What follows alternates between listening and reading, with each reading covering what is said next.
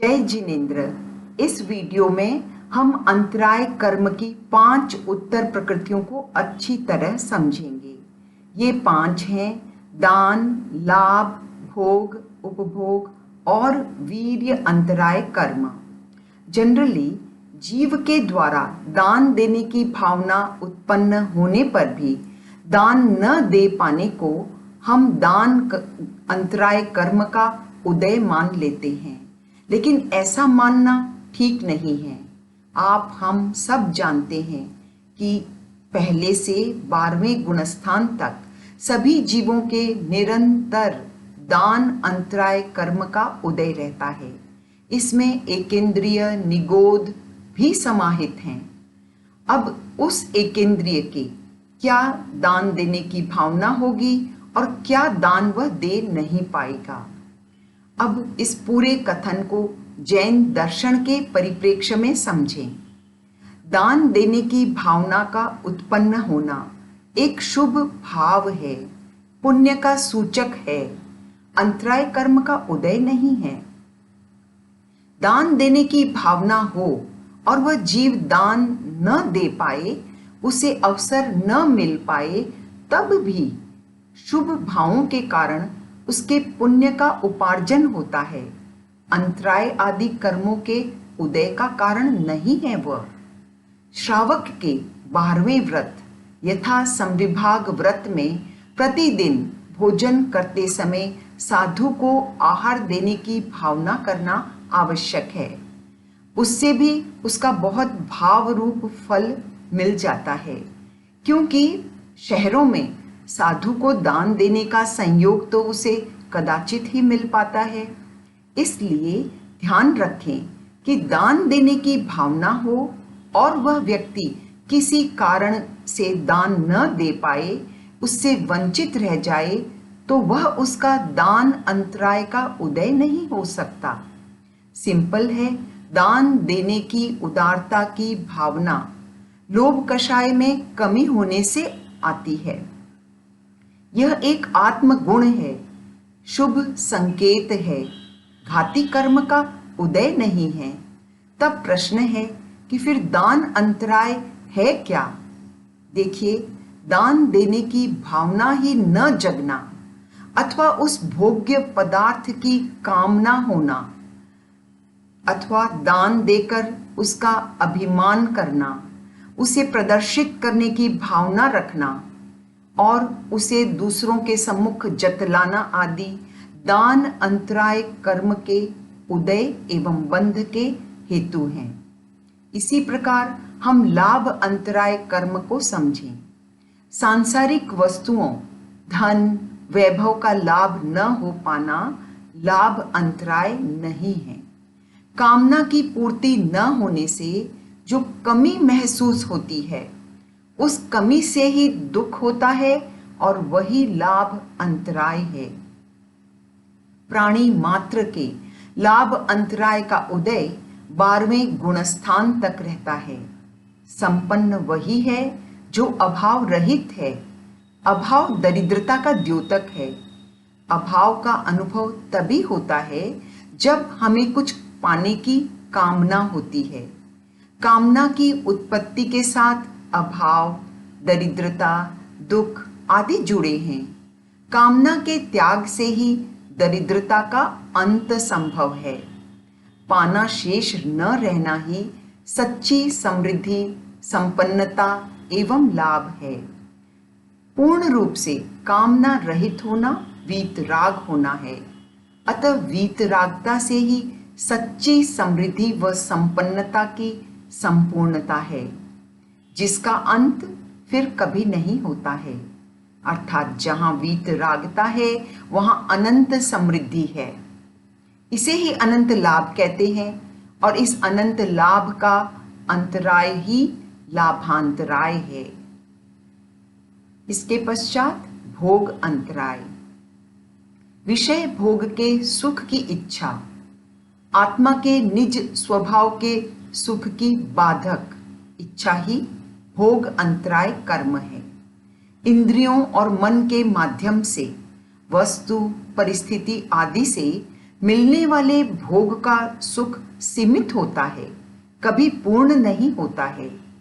विषय सुख किसी को भी कितने भी मिले, उस समय उसके किसी न किसी अन्य विषयों के अन्य प्रकार के अभाव का महसूस होता ही रहेगा। अभाव किसी को भी अच्छा नहीं लगता है, अतः वह भोग का बाधक है। विषय सुख का पूर्ण त्याग ही वीतराग भाव का रसास्वादन होना, अनंत भोग अनंत सुख की उपलब्धि है। एक्चुअली हम जिन सांसारिक भोगों के अंतराय, अलाभ, अप्राप्ति को हम भोग अंतराय कहते हैं, और हम इस प्रकृति का यही अर्थ करें तो 12वें गुणस्थान वाले के जब इस प्रकृति का मैक्सिमम क्षयोपशम रहता है, तब क्या उसे ये सारी भोग वाली वस्तुएं प्राप्त हो जाती हैं? एक बात ध्यान में रखें कि दुनिया का सबसे बड़ा धनी व्यक्ति भी संसार की सब वस्तुओं को प्राप्त नहीं कर सकता है। अधिकतम भोग सामग्री को प्राप्त करके भी कोई इस प्रकृति का क्षयोपशम वाला नहीं होता है। भोग अंतराय का क्षय तो उसके माना जाएगा जिसके भोग की अभिलाषा न्यून हो गई है अथवा क्षीण हो गई है।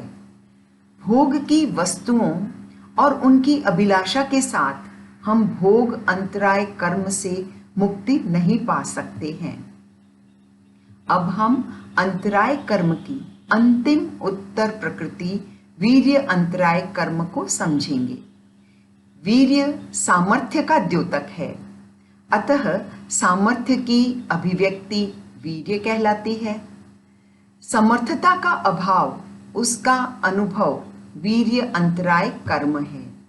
हम जानते हैं कि केवली वीतराग भगवान अनंत वीर्यवान हैं, सामर्थ्यवान हैं, किंतु ध्यान दें उनमें भी किसी के विकार को हटाने की, किसी के आयुष्य को बढ़ाने की, असाध्य रोग को मिटाने का या किसी के कर्मों को कम और अधिक करने का सामर्थ्य नहीं है।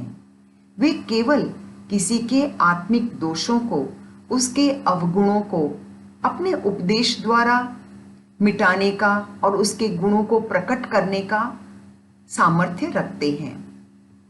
वे संसार आदि को बनाने और बिगाड़ने में सहायक नहीं हैं और समर्थ भी नहीं हैं। वे प्राकृतिक विधान और कर्म सिद्धांत को भी बदलने में अक्षम हैं।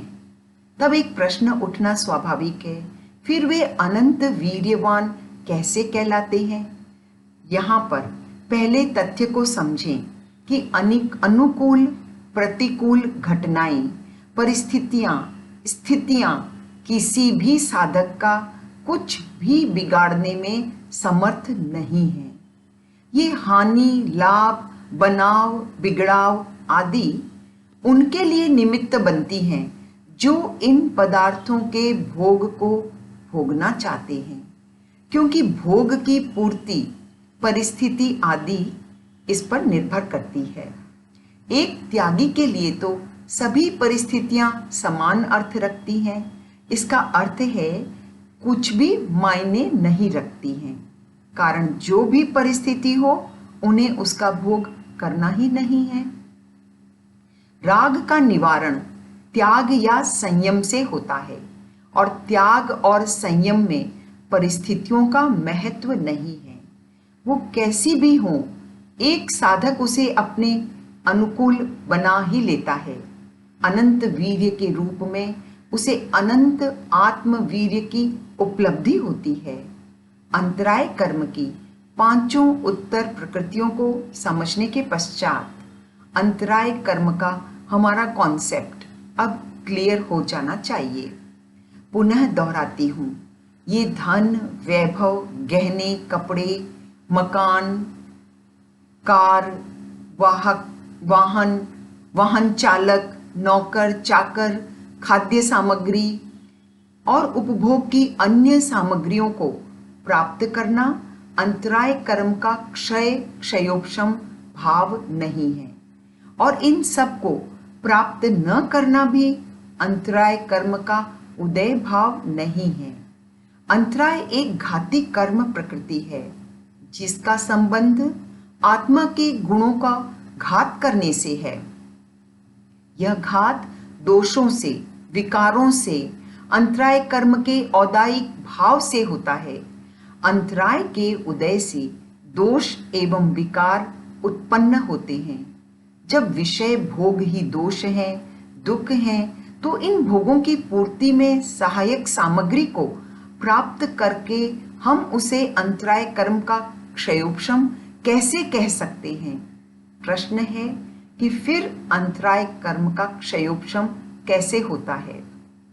पहला पॉइंट देखिए, निस्वार्थता से, उदारता से दान अंतराय का।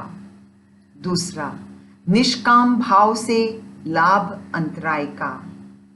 तीसरा, निर्ममता अर्थात राग रहितता से भोग अंतराय का। चौथा, निरभिमानता से उपभोग अंतराय का। परिग्रह के त्याग से वीर्य अंतराय कर्म का क्षयोपशम किया जा सकता है।